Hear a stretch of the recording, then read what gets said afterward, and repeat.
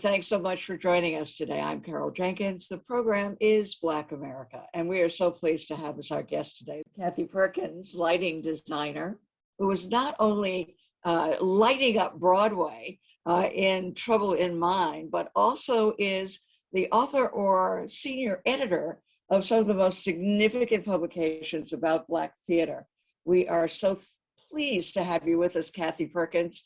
I first saw an interview with you with our dear mutual friend, Ruby Sales, and I said, we've got to get her on Black America. Thank you for having me, and Happy New Year. Happy New Year. So Broadway in 2022, we call it Broadway is Black because there are so many Black shows, including an Alice Childress play that you have done the magnificent lighting for. And you guys may be up for a Tony, which I love as best revival.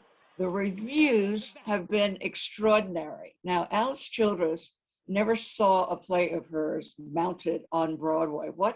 And you knew her, from very early days. What do you think her response would be? Oh, I know she would be thrilled,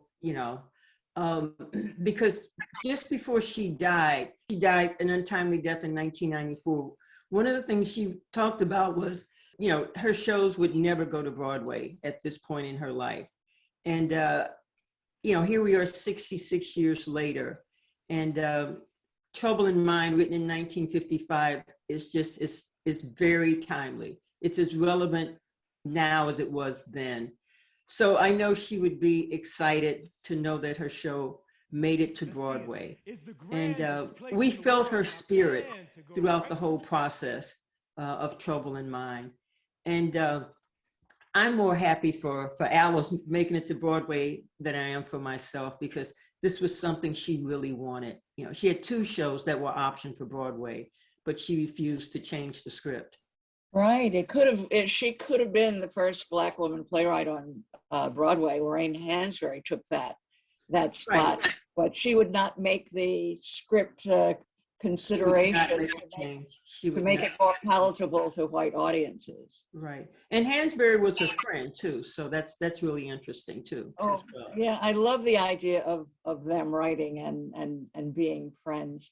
Well, one of the reviews that I read compared it. It was written during the time of Emmett Till, and what the reviewers said was how magnificent that it is on Broadway during the post-time of the George Floyd murder, where everything that is in the play is completely still relevant to our lives today. Very relevant, yes. And one of the things, it's a play within a play.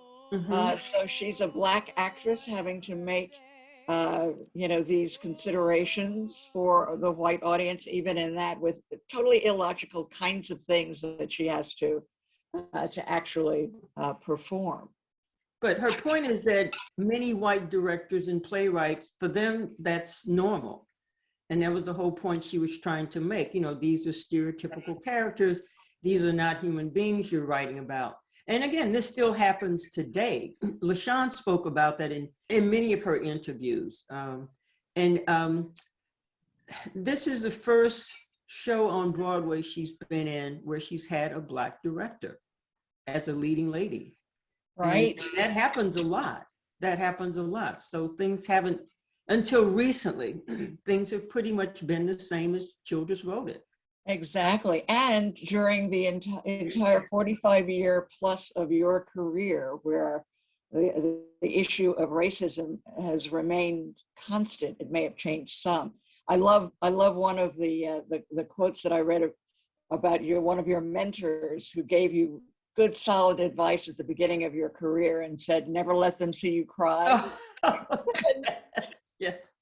Yes. Talk a little bit about that, because when you started in lighting, there were unions, there were no women or Black people, hardly any. I went to Howard, which is when I became interested in lighting. And in fact, it was on an Alice Childress play. I'd never heard of Alice Childress. We were working on a show, Wine in the Wilderness, by her.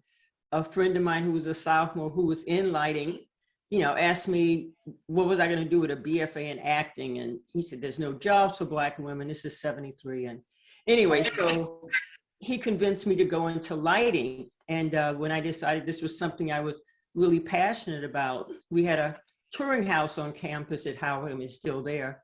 And the director of the manager of the theater, when he realized this is what I really wanted to do, he set me down and said, okay, you're in DC, you're in a Black environment, you're fine.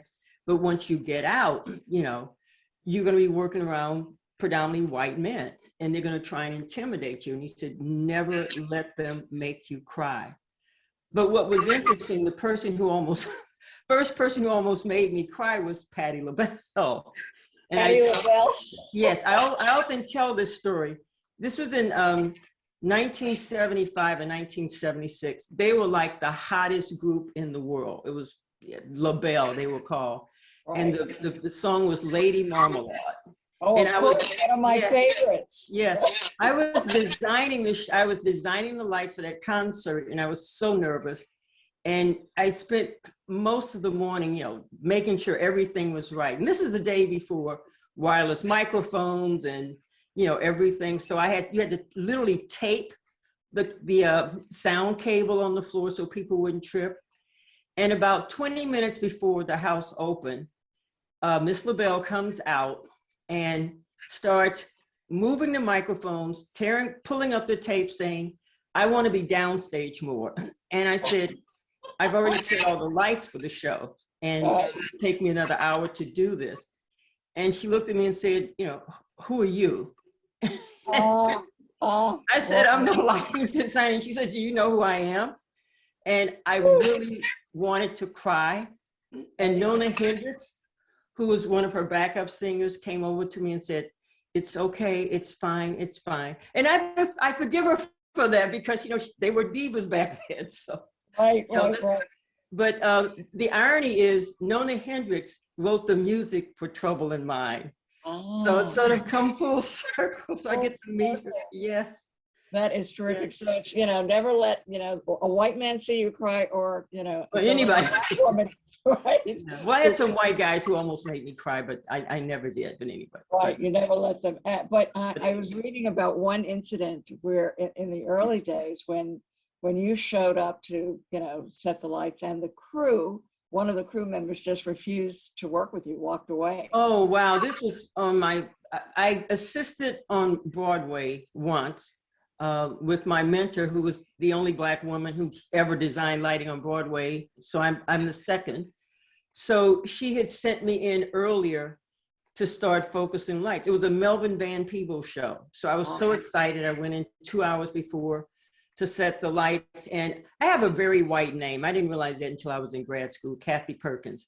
So I went in and I said, I'm Kathy Perkins. And they all looked at me like, really? And one of the electricians said, I ain't working with this. He didn't say I ain't working with her. He says, I ain't working with this. And he walked away. And on Broadway, you have to have 5 people on the ladder. I mean, back then they had the type of ladders where you had to have 5 people, 4 people holding the bottom of the ladder, 1 person going up. And union rules said, if you don't have 5 people, you can't do anything. So this guy walked away, and I looked at his supervisor and I said, what are you going to do? It's like, oh, well, we're in the union, the brotherhood, I can't do anything. So I'm going to call so-and-so from New Jersey. And I'm looking at my watch, it's about 8:30. And I said, he's coming across the George Washington Bridge during rush hour. He's not going to be here before an hour. Right. Nothing I can do. Let's go have coffee. And there was another time I wanted to cry, right. Which I didn't. So this, as you mentioned, your first dream was to be an actor, and then you moved into lighting design. And what was it that drew you to that? Because in reading the reviews of so many of the plays that you've done, you are such an essential piece of the production, setting the tone for it. What drew you to this aspect? Because there could not have been that many, even though you said there was one woman, but Black woman ahead of you. there could not have been that many who would have been the inspiration for it. So what was it? Well, no, actually, that's not true. At Howard, at the time, Howard had an amazing technical theater program. So the only people around me who were designers were Black people. And when I was, Interesting, right? yeah, so Right, when I was at Howard, right. there were like 3 or 4 other Black women who were doing lighting. So for me, it was normal until my advisor said, you know, once you leave here, it's going to be a different world. So there were Black lighting designers, costume people. So, I mean, Howard, you know, we had an amazing theater program. And then, Then and now. and now, well, the tech program is not what it used to be, but it was amazing then, because we had, you know, designers in our department who were professional, who were out there working. So right, and you say that in terms of career-wise is the perfect way to pair, you know, some academia teaching and some working in the field. You've done both of these. yeah, I was an academician for, God, almost 40 years. So I've always been able to do both. And I've always loved it, but I've always been at programs where I was allowed to get out and design. You know, that's the thing about being at a professional theater program, you're expected to design. So I've been able to do both. So I've been able to, you know, I didn't teach just lighting, but I also taught history, African-American theater history and non-Western theater history. And the beauty about the two, that being in an academic institution, you know, it has allowed me to travel the world with the research that I do. And then I also fell in love with the museum world. I mean, the things just sort of fell into place. All the goals I set for my life never happened. I mean, and that's good. You know, I never thought I would be interested in, you know, the museum world. Back in the 80s, I met this young guy when he was my age named Lonnie Bunch. Lonnie Bunch. Who is now the head of the Smithsonian. He was head of the Smithsonian. So he got me interested in, you know, the museum world. I never thought that would be something I'd be interested in. And you worked at the Smithsonian. You created an exhibit for them. Talk to us. Well, I was a consultant on the theater section. You know, I didn't do the actual exhibition, but, you know, I had a say so in what was going up. So that was great. And, you know, had it not been for Lonnie Bunch, I wouldn't have been able to do. I did a huge exhibition in 1995 on African-American stage designers at Lincoln Center. So, you know, thanks to Lonnie, that happened. So that was a whole world I really knew nothing about until I worked with him in California. So talk to us about the research, as you mentioned, the writing that you've done, the many books about women playwrights, the compilation of Alice Childress's plays and all. How did you come to that work?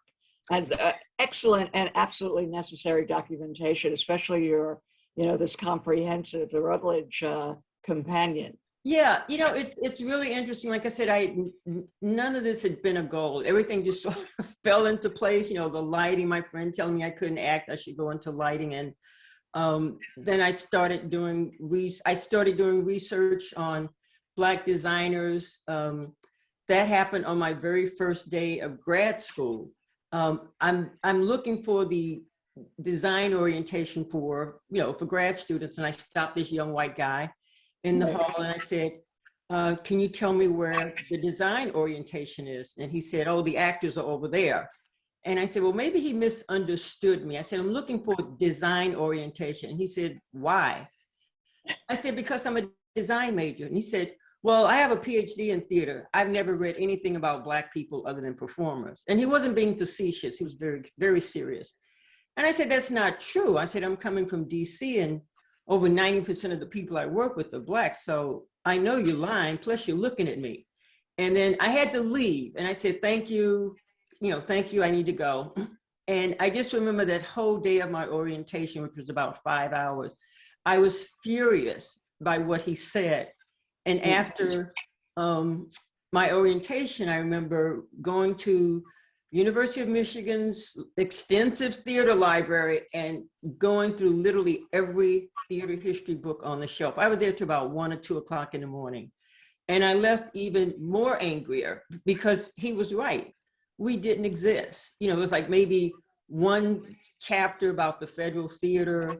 And then there was a guy named Lofton Mitchell who had written a book on Black theater, and he had a small section, but that was it. And I just remember going home, calling my sister at 2 o'clock in the morning, because she was working on a PhD. She's a real scholar. And I said, this is what happened to me that day. And she said, well, it sounds like you need to do a book. And I said, well, I'm not a scholar, but she said, if you don't do it, no one else is going to do it. So that's how that got started. But it wasn't until several years later when I really pursued the research. I got a grant from the Ford Foundation. Right. And then the issue, so at that time it was just Black designers, those behind the scene. And then later I decided to pursue women playwrights because I'm at a Black theater conference, and a very prominent Black female scholar, I won't mention her name, made a comment that Lorraine Hansberry was the only Black woman playwright to write anything of substance. And it's like, what? It's like, Right. And there was a book out by James Hatch, the late James Hatch, a book called Black Theater USA, where he had a whole section on early Black women playwrights. And then that same conference, I went to another panel, and another scholar said, oh, Hansberry was like really the first Black woman playwright. And I said, no, this has to be corrected. And then that's when I started doing the research. And so my first book was a collection of plays by Black women before the 1950s. And I have a funny story to tell. Can I share it? Sure, please do. I love your stories. I know. No, one of my funniest stories, like I said, things just happen. My book came out in '89, and by then I knew Childress. We met in '84 because I'd worked with her on the show. And whenever I would come to New York, she would say, oh, you know, stop by and, you know, let's get together. And so my book had just come out, and I said, I have a surprise. I want to bring something to you. And so the cover of the book has a Elizabeth Catlett lino cut. And she said, oh, this is Elizabeth Catlett. I'm very impressed. And then she started looking at the plays, and she says, 1950, before 1950, you know, I wrote my first play, Florence, in 1949. Shouldn't it be in here? So I am not one to lie. I'm not a good liar, and I can't think quickly on my feet, but I knew I had to come up with something really fast. And I said, oh, Miss Childress, someone of your caliber should have a collection of your own. So that's how that came about. Well, and when you put the companion together as a senior advisor to editor to that, you know, what did you discover that you had not known, or by then had you covered the whole territory? Well, I had never done anything like that before, because up until then I had only done anthologies and I was working with a few people. This collection was a humongous undertaking. Even though I had 3 editors working with me, there were 4 of us that, you know, I was senior editor with a colleague, Sandra Richards, but we had about 70 people writing. And so it was a real challenge trying to keep up with everybody, but it ended up being a labor of love. And when I was first approached by Routledge, because they approached me to do this, and it's like, I'm retired. It's a great retirement project. Well, yeah. And then I thought about it, because I was always complaining about most of the books on Black theater history. And I said, one of the things I noticed about a lot of these Black theater history books, one, they never talk about the people backstage. It's almost like designers and, you know, the other people, we don't exist. And so I said, if I do that, we will have to include these individuals. And I wanted to make sure we talked about the HBCUs. There was very little talk about the importance of the historically Black colleges and universities. So that was one of the things that I made sure was part of it. And then we did interviews. I thought that was important, because there were people that you just didn't hear about. You know, we did an interview. I did an interview with Mickey Grant. Woody King was in there. Right. And then Paul Tazwell, who designed the costumes for Hamilton. And we did Donna Walker. I don't know if you know who she is. She's a marketing person. So it's like, these are people that we should know. And one of the things we did was that we had younger people interview these legendary folks because they need to know who they are. And so, but we did it quickly. I'm going to recommend it. It's the Rutledge Companion to African American Theater and Performance. How many pages is it? I have my copy on order. Oh, I don't know. It's a lot. But the thing is, a lot of the essays are short because it's geared toward younger people, undergrads, to get them interested, you know. Right. So we didn't want the articles too long. So tell us what difference you see in your experience. Your first Broadway full-fledged designing. Congratulations on Thank that. you. 45 years later, or 45 years plus. Describe for us, you know, the change you've seen, the progress that still needs to be made. I mean, you know, I hope this isn't a moment. I hope it's a movement. I mean, we have 7 Black plays on Broadway. The show that I worked on, there were 12 of us who were making our Broadway debut, you know, people of color. The set designer was Latinx. The stage manager's Latinx. My associate is African-American.